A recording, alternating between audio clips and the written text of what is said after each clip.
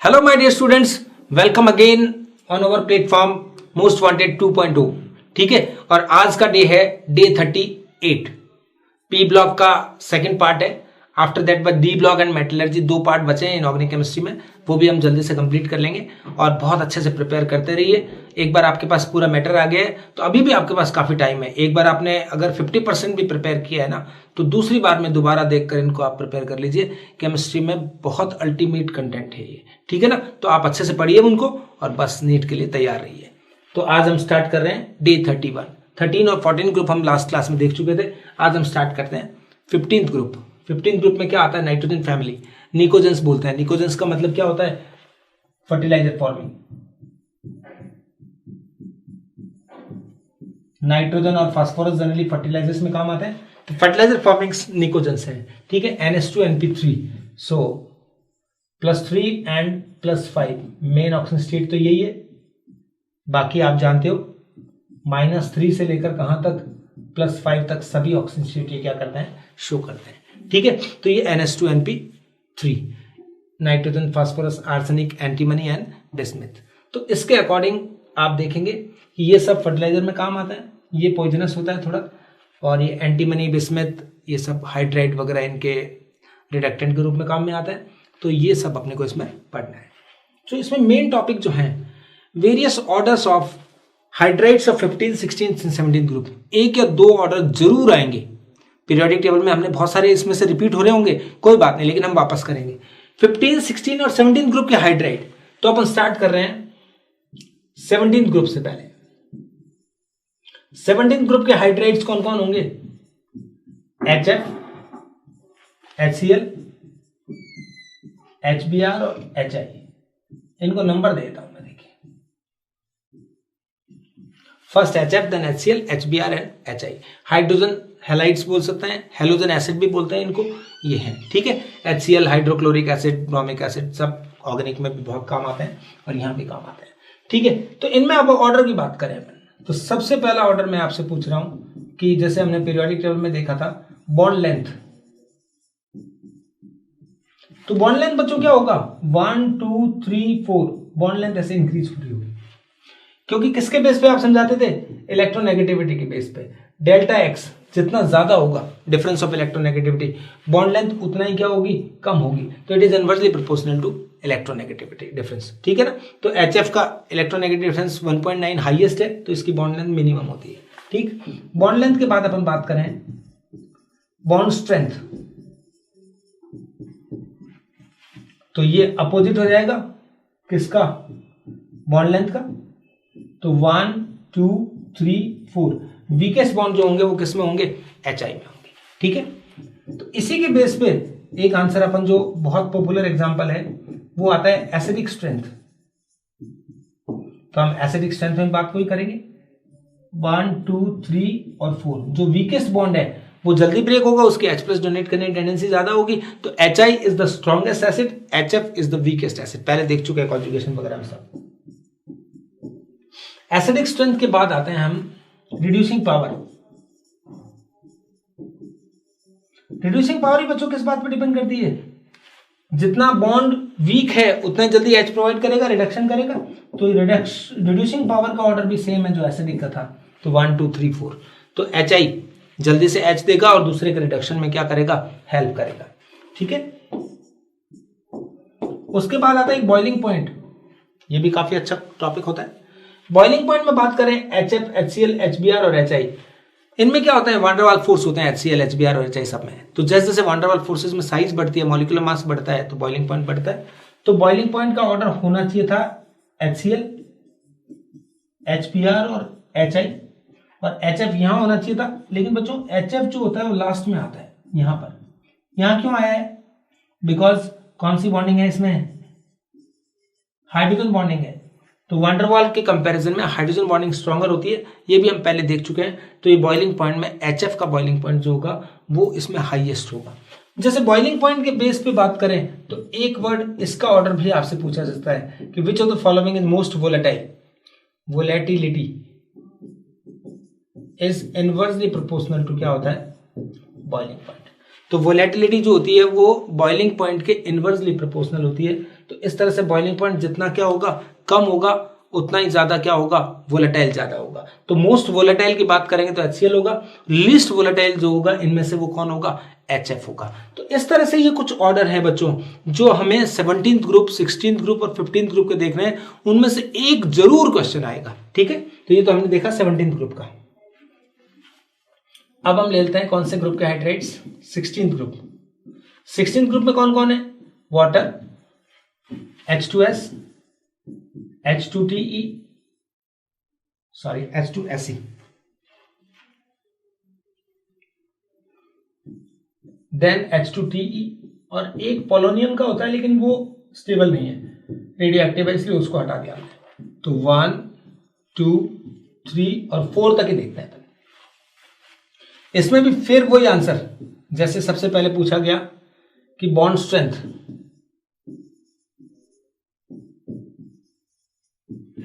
तो 1 2 3 4 सबसे weak bond वही है। तो वीक बॉन्ड है बच्चों, तो बता दीजिए रिड्यूसिंग पावर का क्या ऑर्डर होगा। जो वीक बॉन्ड होगा वो जल्दी एच प्रोवाइड करेगा तो वो बेस्ट रिडक्टेंट होगा। इन्हीं में एक ऑर्डर पूछा जाता है एसिडिक स्ट्रेंथ का, तो एसिडिक स्ट्रेंथ का भी ऐसा ही आंसर होगा। Down the group acidic strength क्या होगी, इनमें भी बढ़ेगी, राइट। नॉन मेटल के हाइड्रेट्स में down the group acidic strength बढ़ती है 15 16 और 17 तीनों में, ध्यान है ना। बॉइलिंग पॉइंट की बात करेंगे तो सेम वही कॉन्सेप्ट यहां लगेगा, यहां सेकंड आएगा, फिर थर्ड, फिर फोर्थ, लेकिन वाटर जो है 1 जिसे अपन बोलते हैं वो यहां आएगा ड्यू टू अगेन वही सेम ऑर्डर, वही हाइड्रोजन बॉन्डिंग की वजह से वाटर का बॉइलिंग पॉइंट जो होगा वो हाईएस्ट होगा। ठीक है, वोलेटिलिटी की बात करें तो again inversely proportional to boiling point. Bond angle वगैरह सब पहले बता चुके हैं इसलिए मैं बताना नहीं चाह रहा हूं कि बॉन्ड एंगल में भी क्या होता है, down the group bond angle decrease करेगा क्योंकि इलेक्ट्रोनेगेटिविटी सेंट्रल एटम की डिक्रीज कर रही होती है। तो ये है 16th ग्रुप के लिए। ओके, लास्ट लेते हैं अपन hydrides of 15th group. 15th group के हाइड्राइड में देखिए बच्चों, NH3, सेकंड कौन है PS3, RC,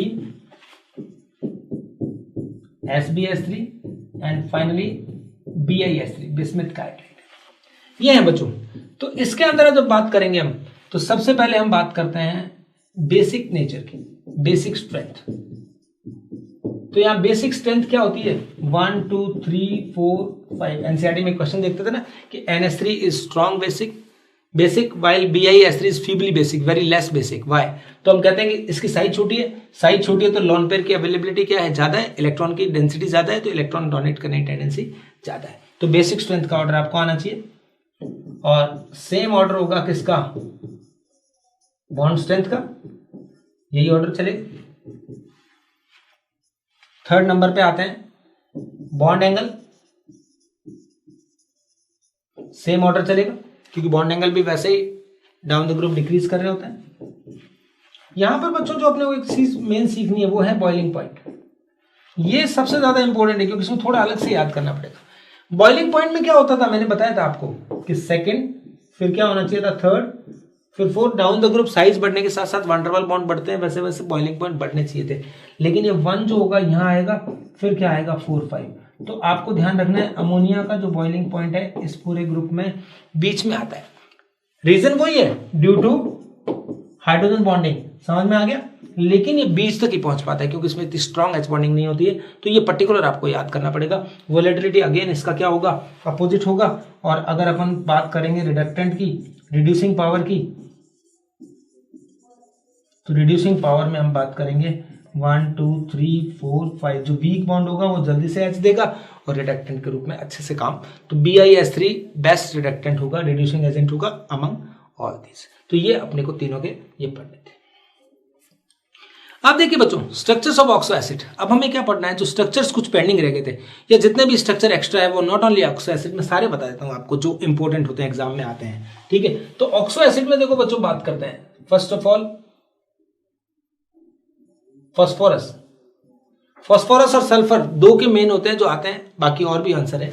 फॉस्फोरस के ऑक्सो एसिड में अपन बात करेंगे बच्चों, तो देखो ए बी सी डी। सबसे पहले हम बात करें H3PO4 phosphoric acid, phosphorous acid और ये हाइपो। ठीक है, H3PO4, H3PO3 एंड H3PO2। इनकी आपने याद करिए, इन सब की बेसिसिटी आपको लर्न थी। इनकी बेसिसिटी 3, 2 और 1 थी। ये एक्सेप्शनल थे दो जो बहुत अच्छे से काम में आते थे, H3PO3 और H3PO2। इनके अंदर बेसिसिटी ये है। इनका रीजन क्या है बेसिसिटी होने का? क्योंकि इनमें रिप्लेसेबल H+ का नंबर है ये। तो इनके स्ट्रक्चर हम पहले देख चुके हैं। तो फॉस्फोरस के ऑक्सो एसिड में एक खास बात बताता हूं मैं आपको। एक बेसिक यूनिट होती है लाइक दिस, आप इसको दिमाग में फीड करिए। sp3 हाइब्रिडाइजेशन होता है, टेट्राहेड्रल ज्योमेट्री होती है, P में एक डबल बॉन्ड होता है, एक OH होता है, 2 बॉन्ड ऐसे वेकेंट है। तो ये एक बेस ले लिया मैंने, तो ये बेस लिया मैंने, तो मैंने सब में ये बना दिया भाई।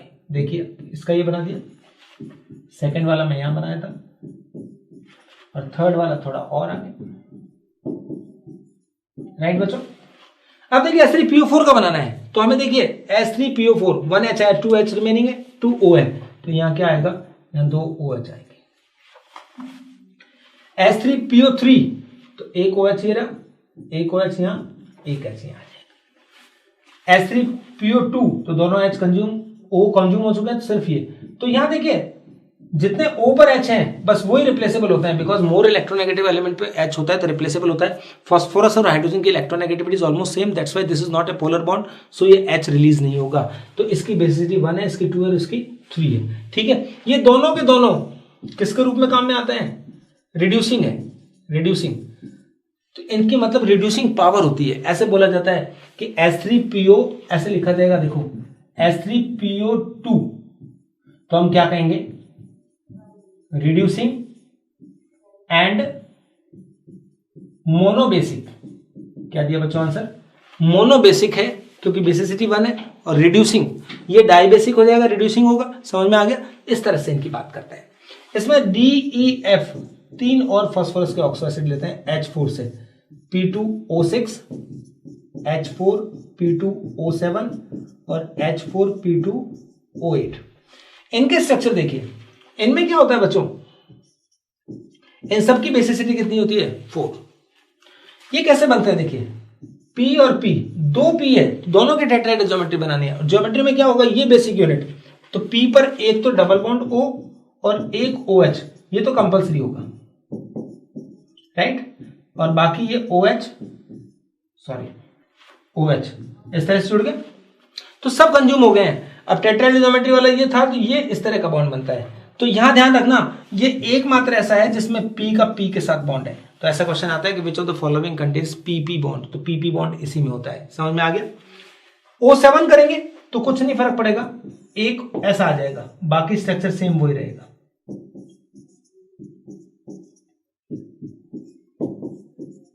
बाकी कोई चेंज नहीं है। और O8 जब होगा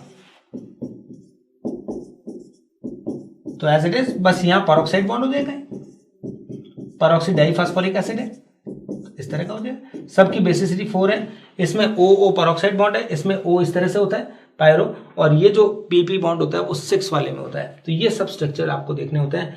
H3PO3 का हॉल थ्राइस होता है, उसका एक साइक्लिक स्ट्रक्चर बनता है। HPO3 का N होता है तो उसमें एक पॉलीमेरिक स्ट्रक्चर बनता है। तो ये अपने को फास्फोरस के ऑक्सो एसिड याद रखने होते हैं। सेकेंड पार्ट पे आते हैं कि ऑक्सो एसिड्स ऑफ सल्फर। तो सल्फर के ऑक्सो एसिड की क्या खास बात होती है? तो इसमें क्या, जैसे उसमें आपने बेसिक यूनिट याद की, इसमें क्या याद करना है, बेसिसिटी 2 ईच। जितने भी सल्फर के ऑक्सो एसिड्स होंगे सबकी बेसिसिटी 2 होगी, मतलब 2 OH ग्रुप होंगे। तो इनके स्ट्रक्चर जब बनाएंगे हम, देखो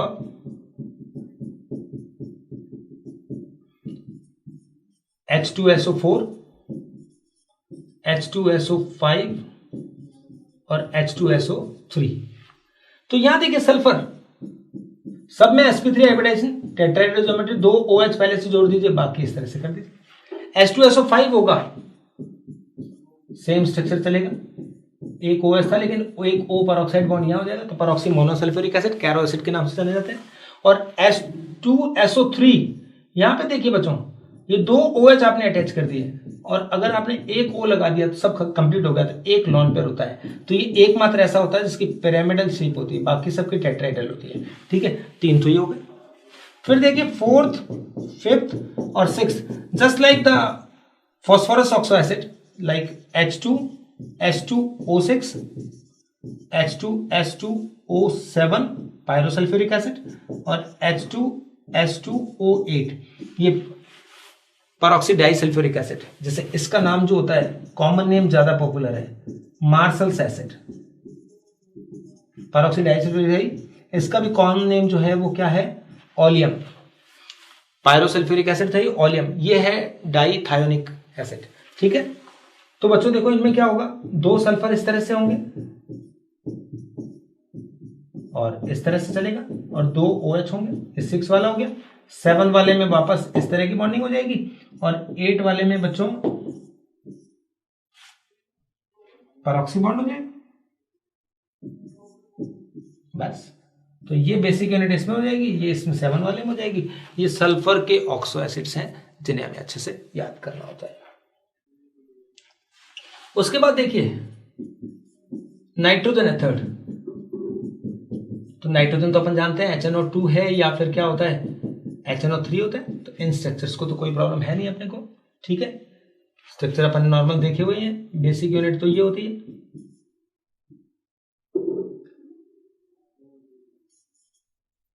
ये HNO2 है, HNO3 ऐसा हो जाएगा। 4th जो होता है, क्लोरीन में कुछ ऑक्सो एसिड होते हैं, HOCl, HClO2, HClO3 and HClO4, ये इस तरह का आ गया। तो HClO4 ये इस तरह के ऑक्सो एसिड्स हैं। तो इन सब के स्ट्रक्चर अपने को आइडिया होता ही है कि Cl पे जितने लॉन पेयर आते जाएंगे या लॉन पेयर नहीं होंगे तो लास्ट में HClO4 जो एक बना के दिखाता हूं मैं आपको, Cl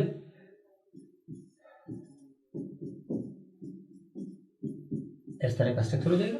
तो ये HClO4 है, बाकी HClO3, HClO2 में एक एक लॉन पेयर एक्स्ट्रा आता जाएगा, O हट जाएगा तो लॉन पेयर आ जाएगा बस। तो Cl पे ये सारे थे। अब कुछ ऑक्सो एसिड की बजाय कुछ ऑक्साइड्स बताता हूं मैं। एक तो P4 का स्ट्रक्चर, एक एसिड का स्ट्रक्चर, एक P4O6 का स्ट्रक्चर और एक P4O10। ये 4 स्ट्रक्चर और काफी इंपॉर्टेंट होते हैं बच्चों। देखिए P4, इसमें sp3 हाइब्रिडाइजेशन होता है और ये स्पेशल स्ट्रक्चर है इस तरह का, क्योंकि बच्चों देखा हुआ होगा तो ये आएगा। S8 एक क्राउन स्ट्रक्चर होता है,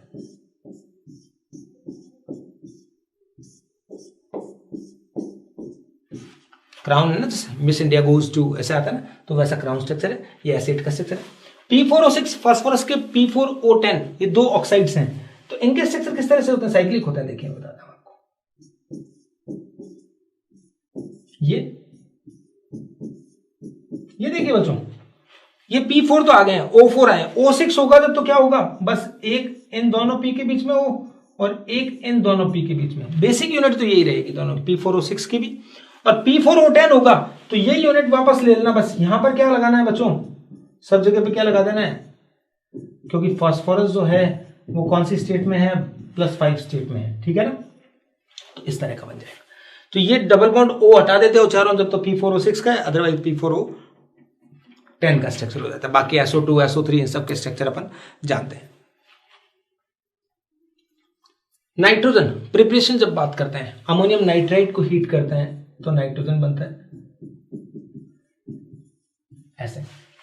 बेरियम एजाइड ये एक ऐसा मेथड है जिससे क्या होता है, अगर कोई बोले कि मोस्ट प्योरेस्ट फॉर्म में अगर नाइट्रोजन बनाना है तो क्या लेंगे, किसी भी एजाइड को हीट करते हैं। एनसीईआरटी में दिया हुआ है व्हाट हैपेंस व्हेन ऐसे करके, तो बेरियम बन जाता है और फिर साथ में क्या बन जाता है, नाइट्रोजन। यहां पर देखो आपने एक देखा था सोडियम एजाइड भी था एनसीईआरटी में, तो उसमें क्या बन जाएगा, सोडियम और नाइट्रोजन। बैलेंस तो आप देख लेना। अमोनियम डाइक्रोमेट, अमोनियम डाइक्रोमेट में भी क्या होता है, N2 बनता है बच्चों, और H2 प्लस क्या होता है, Cr2O3। ये इस तरह से नाइट्रोजन बनाने के कुछ मेथड है, जिसमें से ये आया हुआ है कि कभी प्योरेस्ट फॉर्म में किससे बनेगा, तो किसी भी एजाइड को हीट करने पर क्या होता है, जो नाइट्रोजन बनता है वो प्योरेस्ट फॉर्म में होता है। प्रिपरेशन देखिए, अमोनिया एंड फॉस्फीन N2H2 हर बच्चा जानता है। Fe प्लस मॉलिब्डेनम प्रमोटर और कैटलिस्ट लिए, तो हैबर प्रोसेस से इस तरह से अमोनिया बनाते थे। लीचेटले प्रिंसिपल में सब में देख चुके हैं। किसी भी नाइट्राइड को हाइड्रोलिसिस करते हैं तो उस नाइट्राइड का हाइड्रोक्साइड फॉर्म हो जाता है, एक अमोनिया बन जाता है इसमें। जैसे नाइट्राइड का हाइड्रोलिसिस किया तो अमोनिया बनता है, जैसे एक कह रहा मैग्नीशियम नाइट्राइड है, तो यहां पर भी देखो बच्चों मैग्नीशियम हाइड्रोक्साइड बन जाएगा प्लस NH3 बन जाएगा। ये रिएक्शंस काफी अच्छी रिएक्शन है, ठीक है ना, ये दोनों। ऐसे ही बच्चों देखो फॉस्फाइड का हाइड्रोलिसिस करते हैं तो फॉस्फाइड से भी हाइड्रोक्साइड बनता है, साथ में अमोनिया की जगह क्या बन जाता है, फॉस्फीन बन जाता है। ओके, अब एक वेरी वेरी इंपॉर्टेंट, ये रिएक्शन तो फेवरेट है, डिस्प्रपोर्शनेशन बोर्ड में भी फेवरेट थी, यहां भी है। फास्फोरस का सोडियम हाइपोफॉस्फाइड के साथ तो एक डिस्प्रपोर्शनेशन होगा जिसमें एक तो बनेगा PS3 और एक क्या बनेगा NaH2PO2। कैसे डिस्प्रपोर्शनेशन है, P का ऑक्सीडेशन नंबर +1 है, यहां पर कितना है -3 है, और यहां पर P का कितना होता है 0, तो P का ही ऑक्सीडेशन हुआ है, P का ही क्या हुआ है रिडक्शन, तो फॉस्फीन बनाने का एक मेथड भी है। ये भी डिस्प्रपोर्शनेट होता है, फास्फोरस एसिड को जब हीट करते हैं तो ये भी डिस्प्रपोर्शनेट होकर फास्फोरिक एसिड प्लस क्या बनाता है PS3। यहां देखिए बच्चों, यहाँ +3 है तो इसमें P का ऑक्सीडेशन नंबर आएगा +5 और यहाँ -3, तो ये तो हो गया ऑक्सीडेशन और ये क्या चीज है रिडक्शन। इस तरह से कुछ अच्छी अच्छी रिएक्शंस है जो मैंने सारा आपके लिए कलेक्शन बना दिया है, बस इनको आप अच्छे से पढ़िए, ठीक है। रिएक्शन विद हैलोजेंस, अमोनिया की रिएक्शन है हैलोजन के साथ, दोनों रिएक्शन काफी ज्यादा इंपॉर्टेंट है। अगर अमोनिया एक्सेस में होता है ये वाला, तब तो क्या बनता है N2 और NH4Cl बनता है। बैलेंस आप देख लेना बच्चों, मैं कर तो रहा हूं वैसे, लेकिन आप चेक कर लेना, ठीक है। लेकिन अगर क्लोरीन एक्सेस में होता है तो NCl3 प्लस HCl बनता है, और NCl3 एक एक्सप्लोजिव का काम करता है, ठीक है ना। जैसे अमोनिया की I2 से रिएक्शन होती है तो NH3NI3 ये भी किसका काम करता है, एक एक्सप्लोजिव का काम करता है, ये भी क्या है एक एक्सप्लोजिव है। तो अमोनिया के साथ NI3 की और Cl2 की, I2 की और Cl2 की रिएक्शन देखी हमने, तो आपको ध्यान रखना है। एक और देखिए अमोनियम का टेस्ट, अमोनियम जो आप प्रैक्टिकल में करते थे NH4+, क्या करते थे आपको याद है, आप एक सॉल्ट होता था उसे आप किसके साथ NaOH के साथ हीट करते थे, तो कौन सी गैस इवॉल्व होती थी, NH3 गैस इवॉल्व होती थी। अगर उस सॉल्ट में क्या है अमोनियम प्रेजेंट है, अमोनिया लाइक स्मेल आती थी, याद है ना। उस अमोनिया गैस को किसमें, ये क्या होता है, ये है बच्चों नेस्लर्स रिएजेंट, याद है ना, K2HgI4 नेस्लर रिएजेंट है KOH के साथ, एल्कलाइन K2HgI4 को बोलते हैं नेस्लर रिएजेंट। इसमें जब अमोनिया पास करते हैं तो ये मेलेंस बेस बनता है, ब्राउन कलर का मेलेंस बेस, ये ब्राउन या रेड ब्राउन या वायलेट ब्राउन ऐसे कलर होता है। NH2HgOHgI, हालांकि रिएक्शन आपको नहीं आनी चाहिए लेकिन फिर भी मैंने लिख दिया, मेलेंस बेस इसे बोलते हैं। तो ये अमोनियम का यानी 0 ग्रुप में अमोनियम जो होता है उसका लैब टेस्ट है। नाइट्रोजन बनाने के मेथड देखिए, ऑक्साइड्स बनाने के, सॉरी, तो जैसे अमोनियम नाइट्राइट को हीट किया था तो नाइट्रोजन बनी थी, अमोनियम नाइट्रेट को हीट करोगे तो क्या बनेगा नाइट्रस ऑक्साइड, N2O, क्या चीज है नाइट्रस ऑक्साइड, जिसे क्या बोलते हैं लाफिंग गैस, ठीक है। N2 + O2 तो क्या बनता है बच्चों NO + NO2 N2O3 dinitrogen trioxide. Lead nitrate को जब हीट करते हो तो NO2 बनता है, साथ में PbO + O2 है, और HNO3 और P4O10 को जब हीट करते हैं तो ये क्या बनता है बच्चों N2O5। तो ये पांचों नाइट्रोजन के ऑक्साइड्स को बनाने की रिएक्शंस थोड़ा दिमाग में रख के जानिए, ठीक है। नाइट्रिक एसिड, ये अच्छा टॉपिक है, नाइट्रिक एसिड में से जरूर एक क्वेश्चन आएगा। प्रिपरेशन, 2 इंडस्ट्रियल मेथड ले रहा हूं मैं, बाकी तो नॉर्मल रिएक्शन में बनता रहता है। प्रिपरेशन में ओस्टवाल्ड और बर्कलैंड आइड मेथड, दोनों के दोनों कौन से मेथड है, इंडस्ट्रियल मेथड है, राइट। इंडस्ट्रियल मेथड में क्या होता है, इनमें स्टेप्स का डिफरेंस है। देखिए फर्स्ट स्टेप ओस्टवाल्ड में क्या होता है, अमोनिया का ऑक्सीडेशन कराया जाता है, प्लेटिनम की प्रेजेंस में हीट किया जाता है, तो इसका ऑक्सीडेशन होकर NO + वाटर बनता है, 4 या 6 और यहां से 5, ये नाइट्रिक एसिड। इस स्टेप में क्या फर्क है, बर्कलैंड आइड मेथड में N2 + O2 से क्या बनता है NO बनता है, ये फर्क है। दोनों ही मेथड में फर्स्ट स्टेप में क्या बनाया जाता है NO, डिफरेंट तरीका है। इसमें तो अमोनिया का ऑक्सीडेशन कराया जाता है कैटालिटिकल, और इसमें अमोनिया नाइट्रोजन प्लस ऑक्सीजन को हीट करके NO बनाया जाता है। बस आगे स्टेप कॉमन है, सेकंड, थर्ड और फोर्थ, ये जो स्टेप है सेकंड थर्ड तक ही मान लो, NO उसको ऑक्सीडाइज कराया जाता है,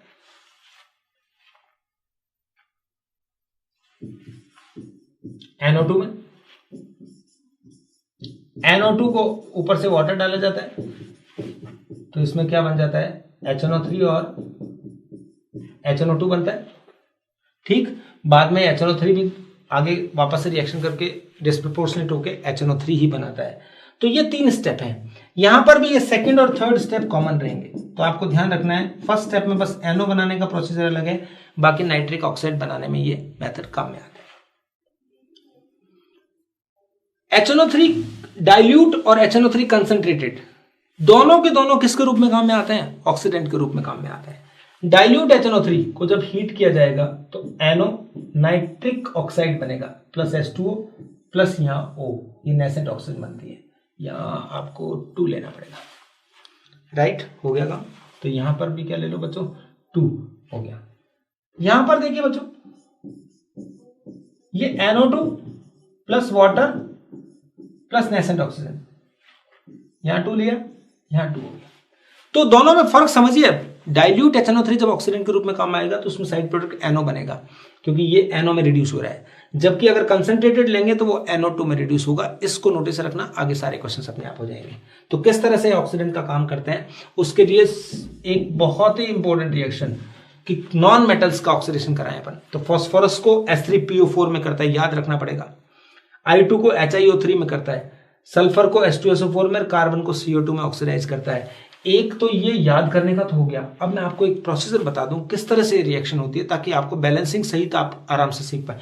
एक का सिखाता हूं, देखो आपको यहां पर सिर्फ और सिर्फ कौन सा वाला HNO3 काम आता है। यहां नॉन मेटल के लिए अगर ऑक्सीडेंट की बात करेंगे तो only concentrated HNO3 is used. Dilute HNO3 से नॉन मेटल्स का ऑक्सीडेशन नहीं होता है।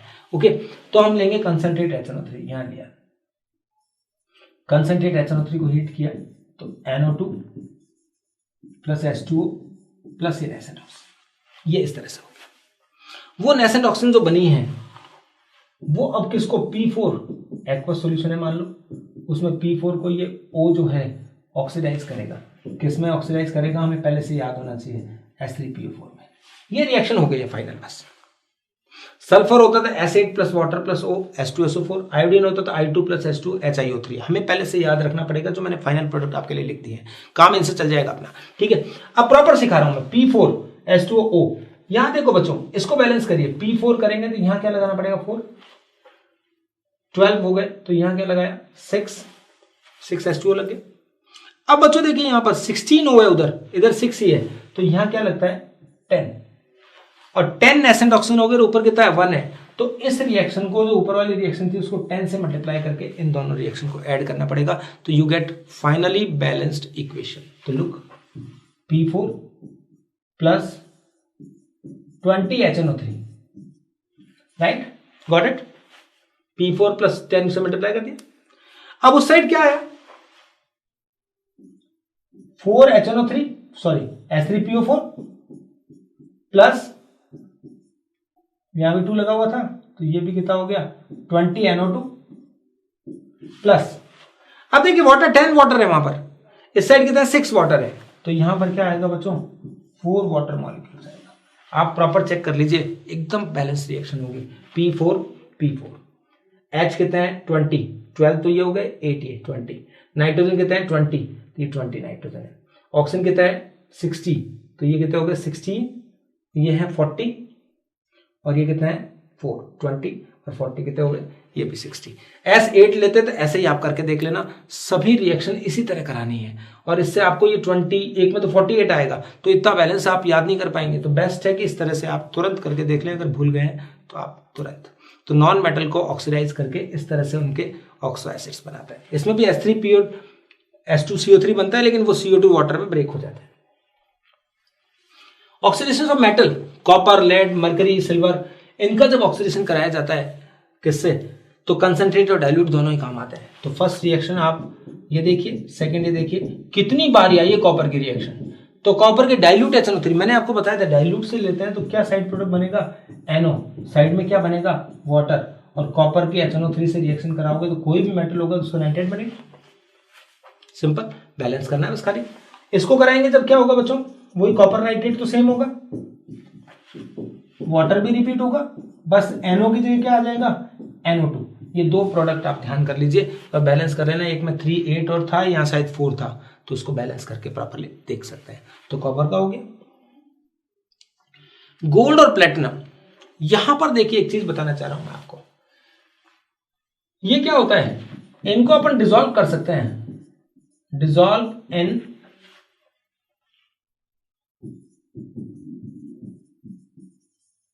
एक्वेरेजिया।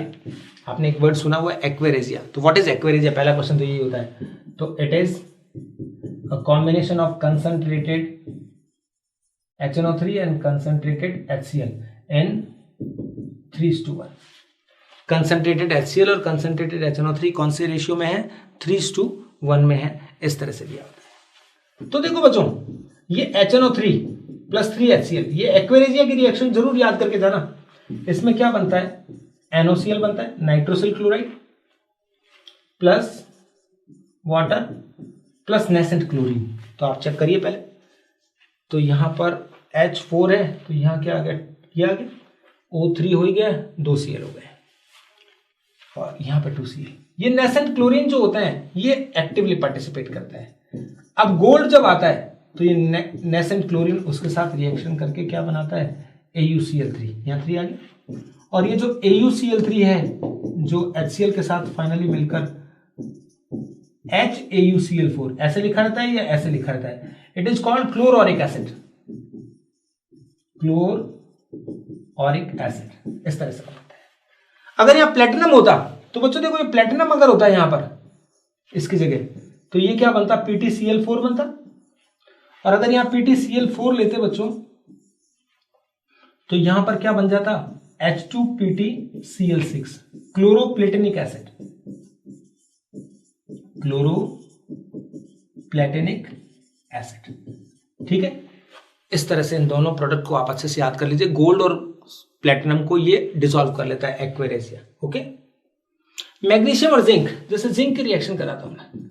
जिंक डाइल्यूट HNO3 अगर लेते हैं, डाइल्यूट एंड कोल्ड, तो यहां पर जिंक नाइट्रेट प्लस वाटर। अब साइड में क्या बनना चाहिए था बच्चों, NO बनना चाहिए था, लेकिन इसका जो प्रोडक्ट बनता है वो क्या बनता है बच्चों, सॉरी मैंने गलत दिखा है, N2। और अगर कंसंट्रेटेड HNO3 लेते हैं तो कंसंट्रेटेड में कोई फर्क नहीं है, जो कॉपर में बना था वो ही सब होता है, वाटर प्लस यहां क्या होता है, NO2। ओके, तो याद रखना जिंक के साथ NO नहीं बनाकर N2O बनाता है डाइल्यूट, बस। कंसंट्रेटेड में कोई फर्क नहीं है, NO2 ही बनता है। ये देखिए आयरन, क्रोमियम, निकेल, आयरन, ये सब होते हैं। ये जो होते हैं एक क्या बनाते हैं, एक पैसिव लेयर बनाते हैं ऑफ ऑक्साइड। जैसे एल्यूमिनियम की जब रिएक्शन कराई जाएगी HNO3 के साथ तो Al2O3 बनेगा, इसमें हाइड्रोजन रिलीज नहीं होगा। ठीक है, तो डाइल्यूट HNO3 के साथ एक पैसिव लेयर बनाते हैं। ठीक है, तो इनको आपको थोड़ा सा नोटिस रखना है। ऑक्सीडेशन ऑफ कंपाउंड्स, कंपाउंड्स की बात करें तो देखो ग्लूकोज का होता था एक, तो आपको याद करिए, ये ग्लूकोज का जब ऑक्सीडेशन कराया जाता था, ग्लूकोज का फॉर्मूला क्या होता है, CHO, CHOH और CH2OH।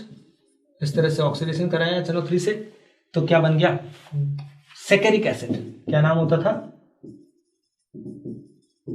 आपको याद है ग्लूकोज का ऑक्सीडेशन ब्रोमीन वाटर से कराते थे तो क्या बनता था, क्योंकि हर जगह हर चैप्टर में याद होना चाहिए। तो इसमें क्या होता था, ग्लूकोनिक एसिड बनता था। इसमें सिर्फ CHO जो एल्डिहाइड है वो ही ऑक्सीडाइज होता था, और नीचे वाला जो OH है वो ऑक्सीडाइज नहीं होगा, तो ग्लूकोनिक एसिड बनता था। लेकिन ये HNO3 से है, लेकिन इसको भी आगे अगर HNO3 के साथ वापस से हीट कर दो तो इसके ऑक्सीजन से वापस से क्या बन जाता था, सैकेरिक एसिड बन जाता था। ठीक है ना, तो ये ऑक्सीडेशन में, कंपाउंड्स के ऑक्सीडेशन में नाइट्रिक एसिड काम में आता है, नाइट्रेटिंग एजेंट के रूप में काम में आता है।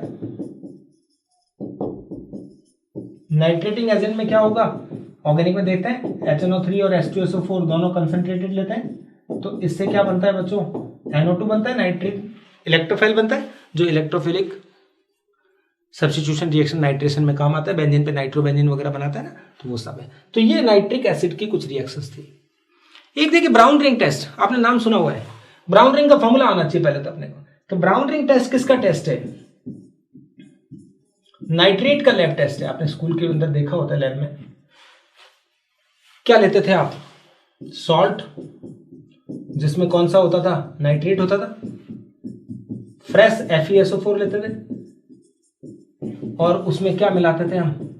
वॉल के सारे कंसंट्रेटेड H2SO4 डालते थे, तो ये एक इस तरह का प्रोडक्ट बनता था। ब्राउन रिंग का फॉर्मूला तो जगह जगह आता है, तो ये फॉर्मूला है ब्राउन रिंग का। कॉम्प्लेक्स करेंगे तो सल्फेट हटा देना, उसकी जगह क्या आ जाता है? 2+ आ जाता है किसमें? बाकी इस तरह का काम होगा। सॉरी बच्चा, तो ब्राउन रिंग में इस तरह से ये बनेगा। पहले फेरस का H2O के साथ बनता है, बाद में एक H2O रिप्लेस हो जाता है NO से। इसमें याद करिए कि Fe की ऑक्सीजन स्टेट क्या हुआ करती थी ब्राउन रिंग में? Fe+1 स्टेट में है। क्यों होता है? क्योंकि Fe होता तो +2 में है, लेकिन वो खुद तो +1 में चला जाता है और NO जो न्यूट्रल होता है उसे किस में ट्रांसफर कर देता है? NO+ में। तभी तो बताया कि in every complex of iron NO is treated as NO+। तो ये रीजन होता है। ओके, P4 का फॉर्मेशन, कैल्शियम फॉस्फाइड SiO2 के साथ रिएक्शन कराएंगे तो पहले तो कैल्शियम सिलिकेट बनेगा और P4O10 बनेगा। ये P4O10 वापस C से रिएक्शन करेंगे तो P4 + 10Cu। ये फास्फोरस बनाने का एक मेथड होता है जिसे आपको ध्यान रखना होता है। फास्फोरस में देखिए बच्चों, व्हाइट फास्फोरस, व्हाइट और येलो दोनों एक ही बात होती है। ये रेड फास्फोरस होता है, एक ब्लैक फास्फोरस भी होता है, उसकी अवेलेबिलिटी बहुत कम है। ठीक है, तो यहाँ देखिए soft can be cut by knife, ये नहीं काटा जा सकता है। पॉइजनस है, नॉन पॉइजनस है। बर्न्स एट 3 मतलब एयर में जलने लगता है, इसलिए वाटर में रखते हैं। ये बर्न्स एट हाई टेम्परेचर पे जलता है। ये मोनोमेरिक है और ये कैसा है? पॉलीमेरिक है। ठीक है, तो पॉलीमेरिक समझते हैं ना किस तरह का होगा? इस तरह से चलता जाएगा। जबकि इसका फॉर्मूला जो आपको P4 है वो आपको बताया हुआ है, एक साइक्लिक स्ट्रक्चर होता है। Hydrides of phosphorus, halides, sorry hydrides तो आ चुके हैं, फॉस्फीन वगैरह पहले। सॉलिड, ये 3 क्वेश्चन बड़े इंपॉर्टेंट होता है। सॉलिड PCl5, सॉलिड PCl5 में क्या क्या होता है बच्चों? PCl4+ और PCl6-।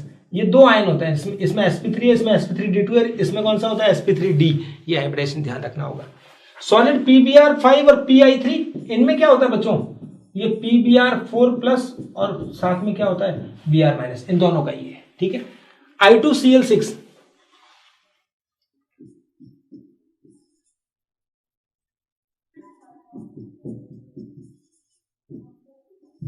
इस तरह का ICl4+ है और ICl2- है।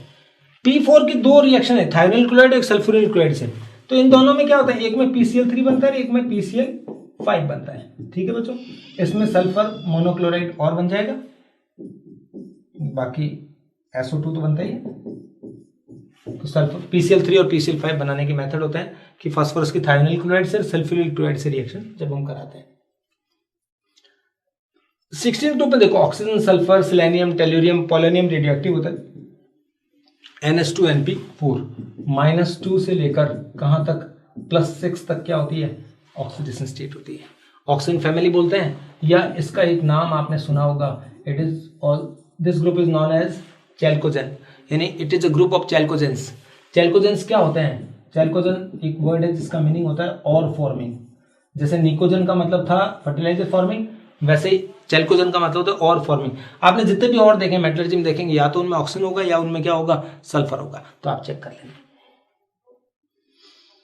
S2 पैरामैग्नेटिक होता है, एक क्वेश्चन दिया हुआ था, तो आपको ध्यान रखना है। सल्फर जो होता है S8 की फॉर्म में होता है वो तो, लेकिन S2 पैरामैग्नेटिक क्यों है? क्योंकि लाइक O2 जब अपन MOT में देखेंगे तो it has 2 unpaired electrons n anti bonding orbitals. 5 star orbitals में क्या होते हैं? 2 अनपेयर्ड इलेक्ट्रॉन, जैसे O2 में थे वैसे S2 माने जाते हैं, और ये एक पैरामैग्नेटिक नेचर का माना जाता है। तो इसको आप ध्यान रखेंगे। O3 का एस्टिमेशन है। ओजोन का एस्टिमेशन किस तरह से करते हैं? तो देखिए बच्चों, आपके पास जो गैस होती है ओजोन, उसमें आप क्या करते हो? एक्वस KI सॉल्यूशन जो होता है ये पास करना है, तो ये क्या हो जाएगा? O2, इसमें क्या होगा? I2 बनती है। इसमें कौन सी गैस रिलीज होती है? I2। I2 को किसके साथ? Na2H2O5 5s2 Na2H2O3 सॉरी, ये क्या होता है, हाइपो सॉल्यूशन बोलते हैं, सोडियम थायोसल्फेट Na2H2O3.5s2, ठीक है, O3 है बच्चों ये, ठीक है। ये जब इसके साथ कराया जाएगा तो थायोसल्फेट तो खुद तो ऑक्सीडाइज होकर टेट्राथायोनाइड बनाएगा और I2 इसमें Ki बनाएगा। तो हाइपो सॉल्यूशन एक स्टैंडर्ड लिया जाता है, इसकी मोलैरिटी नॉर्मेलिटी सब पता होती है, तो उसके बेस पे अपन ओजोन का एस्टिमेशन करते हैं। तो ओजोन को Ki से कराया तो I2 बनती है, उस I2 को हाइपो के साथ टाइट्रेट करके वी कैन एस्टिमेट ओजोन का एस्टिमेशन करते हैं, ठीक है। ओजोन का स्ट्रक्चर तो आप जानते ही होंगे, इस तरह का बनाया होता है। और बॉन्ड ऑर्डर क्या हो जाएगा इसमें, 1.1/2 हो जाएगा, क्योंकि 2 और 1 3/2, तो 1/2 सॉरी 1/2 लिख दिया मैंने, 3/2 सॉरी 1.5 लिखना था। तो ओजोन का बॉन्ड ऑर्डर जो होगा वो कितना होगा, 1.5। H2SO4 कॉन्टैक्ट प्रोसेस एक काफी अच्छा वाला क्वेश्चन बनता है इसमें, कि इसमें क्या बनता है शुरू में, किस तरह की बातें होती है। तो इसका एक थीम होता है, देखिए सबसे पहले आपके पास क्या होता है, सल्फर होता है, जैसे आप बर्न करके बर्नर चैम्बर में क्या बनाते हो, SO2 बनाते हैं। सल्फर को बर्न करके बना सकते हैं, या फिर कुछ बुक्स में ये दिया होता है कि इंडस्ट्रियल मेथड है तो आयरन पायराइडीज को भी हीट करेंगे ऑक्सीजन के साथ, तो ये भी ऐसे SO2 बनाता है, राइट। तो पहले स्टेप में ये होता है कि सल्फर डाइऑक्साइड बनती है। अब सल्फर डाइऑक्साइड और ऑक्सीजन के मिक्सचर को हम किस में से, टेस्टिंग चेंबर में से पास करते हैं। टेस्टिंग चेंबर से पहले बहुत सारे चेंबर होते हैं जो आपने एनसीईआरटी की बुक में देखे हुए हैं, प्योरिफिकेशन चेंबर्स, पहले इनमें से पास करेंगे, बाद में उसको टेस्टिंग चेंबर में से लाएंगे, ठीक है। प्योरिफिकेशन में क्या क्या होता था, एक तो डस्ट चेंबर होता है जिसमें वाटर का स्प्रे कराया जाता है, डस्ट सेटल हो जाती है, ठीक है। लेकिन अब मॉइस्ट हो गई SO2 तो बाद में कंसंट्रेटेड H2SO4 बनाने का मेथड है, उसी से स्प्रे कराया जाता है, because it is industrial method, it is an industrial method. तो कंसंट्रेट H2SO4 स्प्रे करते हैं तो मॉइस्चर चली जाती है उसमें से, और फिर ड्राई हो जाती है गैसेस SO2 और O2, ठीक है। तो डस्ट चैम्बर हो गया, ड्राई चैम्बर हो गया। उसके बाद होता है आर्सेनिक प्योरीफायर। आर्सेनिक प्योरीफायर में से आर्सेनिक प्योरीफायर जो है उसमें क्या फिल होता है, ये पूछा जाता है आपसे। तो ये क्या होता है, फेरिक हाइड्रोक्साइड भरा हुआ होता है, तो इसमें आर्सेनिक, एंटीमनी और जितनी भी इंप्योरिटीज होती है वो सारी एब्जॉर्ब हो जाती है। अदरवाइज ये आर्सेनिक जो है आगे जब जाएंगे रिएक्शन में तो V2O5 एक कैटलिस्ट आएगा, उसके लिए कैटलिटिक पॉइजन का काम करेगा। यही बताने के लिए मैंने आपको इसको आगे तक ले गया। तो टेस्टिंग चैम्बर में अपन चेक कर लेते हैं प्योर हो गया नहीं हो गया, नहीं तो वापस भेज देते हैं। फिर थर्ड स्टेप होता है ऑक्सीडेशन चैम्बर। ऑक्सीडेशन चैम्बर में क्या होता है बच्चों, ये जो SO2 और O2 है जो प्योर, इनको फिर V2O5 कैटलिस्ट की प्रेजेंस में 723 केल्विन पे हीट किया जाता है, तो SO3 बनता है। ये प्रोसेस एक एक्सोथर्मिक प्रोसेस है, तो बाद में हीट अपने आप मेंटेन रहती है। तो लो टेम्परेचर हाई प्रेशर लगाने से लीचेटलर से देख सकते हैं, ज्यादा SO3 गेट कर सकते हैं। ये आर्सेनिक के लिए, आर्सेनिक जो इसके लिए होगा वो किसका काम करेगा, कैटलिटिक पॉइजन, मतलब इस कैटलिस्ट की रिएक्टिविटी को कम करता है। दैट्स व्हाई आर्सेनिक वगैरह की इंप्योरिटी को दूर करना बहुत जरूरी होता है। अब आता है बच्चों एब्जॉर्प्शन। एब्जॉर्प्शन चैम्बर में क्या होता है, ये SO3 को वापस से H2SO4 ऊपर से आता है, तो ये मिलकर क्या बनाता है H2H2O7, जिसे अपन बोलते हैं ओलियम या पायरोसल्फ्यूरिक एसिड। और बाद में जब ये ओलियम बन गए तो आप इसमें वाटर मिलाकर रिक्वायर्ड कंसेंट्रेशन का H2SO4 गेट कर सकते हैं। किसी भी कंट्री की इंडस्ट्रियल ग्रोथ या कंट्री का डेवलपमेंट पहले के जमाने में H2SO4 के कंजम्पशन से माना जाता था। More the consumption of H2SO4 developed the country, ऐसे माना जाता था, जितना ज्यादा डेवलप्ड होगी, ठीक है। ऑक्सीडेंट के रूप में काम करता है, तो H2SO4 देखो बच्चों, जैसे HNO3 वैसे ये क्या करता है H2O प्लस SO2 प्लस ये क्या देगा O, इसकी वजह से आप देखना तो ये किसी को भी क्या करेगा, ऑक्सीडाइज करते हैं। कार्बन को किस में, CO2 में, सल्फर को किस में, SO2 में, सल्फर को ये भी SO2 में, खुद भी SO2 में जाता है, तो इस तरह से। तो ये ऑक्सीडेंट के रूप में काम में आता है। कुछ रिएक्शन दी होती है CSO4 प्लस HF, सबको आइडिया है इनके रिएक्शंस का, कुछ खास बात नहीं है। 17th ग्रुप में आते हैं हेलोजन्स।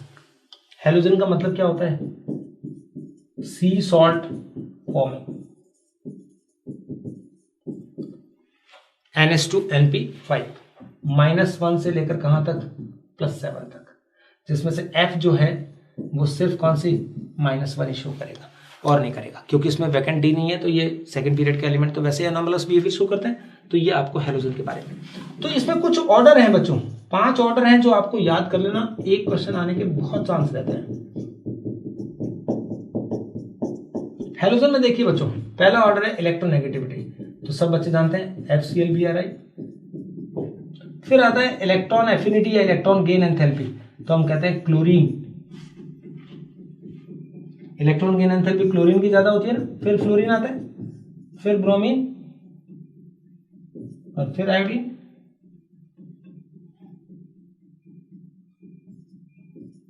तो ये एक्सेप्शनल यहां आगे। बॉन्ड लेंथ, अगर बॉन्ड लेंथ की बात करें तो F2 is the smallest, natural है। लेकिन बच्चों बॉन्ड स्ट्रेंथ की बात करें तो इट इज एन एक्सेप्शन, और ये इसीलिए क्वेश्चन इंपॉर्टेंट हो जाता है। बॉन्ड स्ट्रेंथ या बॉन्ड एनर्जी की बात कर रहे हैं, बॉन्ड एंथैल्पी की बात कर रहे हैं, तो हाईएस्ट होता है Cl2, फिर आएगा Br2, फिर आएगा F2, फिर क्या आएगा I2। ये यहाँ गलत आया है। यहाँ क्यों आया है? Because lone pair repulsion, small size की वजह से ये आंसर देना होता है, याद रखना, ये बहुत इंपॉर्टेंट है। ठीक है। उसके बाद बच्चों इसमें हैलोजन में एक आता है रिएक्टिविटी। रिएक्टिविटी कह दो या फिर 6 पॉइंट भी, दोनों का सेम ही ऑर्डर होगा। ऑक्सीडाइजिंग पावर, तो fluorine is the most reactive, organic में देखा ही अपन ने और सब जगह ही पता होता है। ऐसे क्यों? क्योंकि ये दोनों चीजें जो है वो किसके, एसआरपी के डायरेक्टली प्रोपोर्शनल है, और फ्लोरीन का एसआरपी इलेक्ट्रोकेमिस्ट्री में हमने देखा हाईएस्ट होता है 2.87 वोल्ट। तो इसलिए fluorine is the best oxidant in the periodic table, elements में सब में यही माना गया है। क्लोरीन की रिएक्शंस जो काफी अच्छी रिएक्शंस हैं वो मैंने आपके लिए सिलेक्ट किए। NaOH डाइल्यूट एंड कोल्ड के साथ और कंसंट्रेटेड एंड हॉट के साथ। तो यहां पर तो क्या होता है, 2 लिया अपन ने, तो यहां क्या बनता है, सोडियम क्लोराइड और वाटर तो बनते ही हैं, ये NaOCl हाइपोक्लोराइड बनता है, सोडियम हाइपोक्लोराइड। दूसरा वाला जो होगा NaCl प्लस वाटर तो है ही बच्चों, लेकिन यहां पर क्या बनता है, NaClO3 क्लोरेट बनता है। दोनों के दोनों क्या है बच्चों, डिस्प्रपोर्शनेशन रेडॉक्स है। ठीक है, ये देख लीजिए। तो एक में तो क्लोराइड और हाइपोक्लोराइड आयन बनते हैं, एक में क्लोराइड और क्लोरेट आयन बनते हैं, कंसंट्रेट। ये इनमें से कई बार एग्जाम में आता है। F2 की रिएक्शन थोड़ी डिफरेंट है, देखो वो NaF और वाटर तो है, लेकिन इसमें क्या बना रहे, देखो OF2, और कंसंट्रेटेड लोगे तो इसके साथ क्या बनता है, O2। ये थोड़ा अलग से याद रखना पड़ेगा। एक ये इंपॉर्टेंट रिएक्शन है क्लोरीन की, कैल्शियम हाइड्रोक्साइड, एस ब्लॉक में देख चुके हैं वैसे अपन ये। तो क्या बनेगा, CaCl2, ये सिलेक्ट लाइम है, प्लस CaOCl2 का होल ट्वाइस प्लस 2S2, ये सब 2 होते हैं, ऐसे इस तरह से बनता है। ये ब्लीचिंग पाउडर बनता था। ब्लीचिंग पाउडर के कंटेंट मैंने आपको पहले बता दिया इस ब्लॉक में, तो इसलिए वापस रिपीट करने की रिक्वायरमेंट नहीं है। Acidic strength of oxo acid, देखो बच्चों ये भी पीरियोडिक टेबल में हो चुका है। एसिडिक स्ट्रेंथ किसके डायरेक्टली प्रोपोर्शनल होती है, ऑक्सीडेशन स्टेट के। जैसे देखो आप H2SO4 and H2SO3, this one because +6 +4। Second देखिए HNO3 HNO2, तो +5 और +3। ठीक है, इसमें एक एक्सेप्शन होता था, याद है, लेकिन पहले मैं आपको पूरा बता दूं जिसमें एग्जाम में जो ज्यादा आता है, HClO4 HClO3 HClO2 और क्या HOCl, ये +1 ये +3 ये +5 और ये +7, ये होता है। ठीक, तो ये हो गया। लेकिन जो एक्सेप्शन है वो ये है H3PO4 H3PO3 और H3PO2, ये +1 है, ये +3 है और ये +5 है। होना तो ऐसा चाहिए था, लेकिन होता कैसे, एक्से। तो केमिस्ट्री में ऐसी चीजें आपको क्या करनी होती है, याद कर लेनी होती है। ओके, ये तो आ गया। अब हम बात करते हैं इफ ऑक्सीडेशन स्टेट क्या हो जाए, सेम हो जाए, तब अपन क्या करेंगे, एसिडिक जो होगा वो किससे, इलेक्ट्रोनेगेटिविटी से बताते हैं। तो बच्चों अगर ये क्वेश्चन आया HOCl HOBr HOI, तो आंसर क्या होगा, इस तरह से, क्योंकि सब में +1 +1 +1 है, लेकिन इलेक्ट्रोनेगेटिविटी Cl Br और I की होती है। तो ऑक्सो एसिड में सबसे पहले तो ऑक्सीडेशन नंबर से देखना होता है, आफ्टर दैट हमें किससे करना होता है, इलेक्ट्रोनेगेटिविटी से, जब ऑक्सीडेशन स्टेट सेम आ जाए, which we have studied in periodic table already. Okay, तो कोई प्रॉब्लम नहीं है आपको। 18 ग्रुप में देखिए बच्चों, नोबल गैसेस है NH2 NP6, तो +8 तक, 0 से लेकर +8 तक ऑक्सीजन स्टेट शो करते हैं। इसमें सिर्फ जेनॉन के कंपाउंड्स होते हैं, क्योंकि आईपी इसका थोड़ा कम होता है, तो जेनॉन के ही कंपाउंड्स कुछ नॉन हैं जो हमने देखे हैं। स्ट्रक्चर में इसलिए नहीं बता रहा हूं क्योंकि सब स्ट्रक्चर पहले देखे जा चुके हैं। XeOF4, XeOF2, इस तरह के। तो ये जैसा होगा तो यहां पर ये लॉन पेयर, ये कौन सा हाइब्रिडाइजेशन होता है इसमें, sp3। XeOF4, तो इसमें कौन सा होता है, sp3d2, इसमें कौन सा होता है, sp3d। तो जब जेनॉन है तो 2 F इस तरह से आ गए हैं, तो 1 O इस तरह से आता है। ये कौन सा होता है, बैंड टी शेप्ड।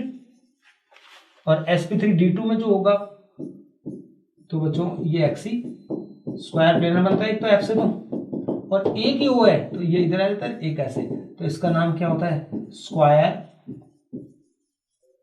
पिरामिड। ये नोबल गैसेस है। तो नोबल गैसेस में क्या होता है, इलेक्ट्रोनेगेटिविटी क्या होती है, 0। आईपी जो होते हैं वो क्या होते हैं, very high. Down the group क्या होते हैं, डिक्रीज करते हैं, ठीक है। और electron gain enthalpy, electron affinity जिसे बोलते हैं, वो क्या होती है, पॉजिटिव, क्योंकि इनमें इलेक्ट्रॉन लेने या देने की कोई टेंडेंसी नहीं होती है। तो नोबल गैसेस है। Absorption power,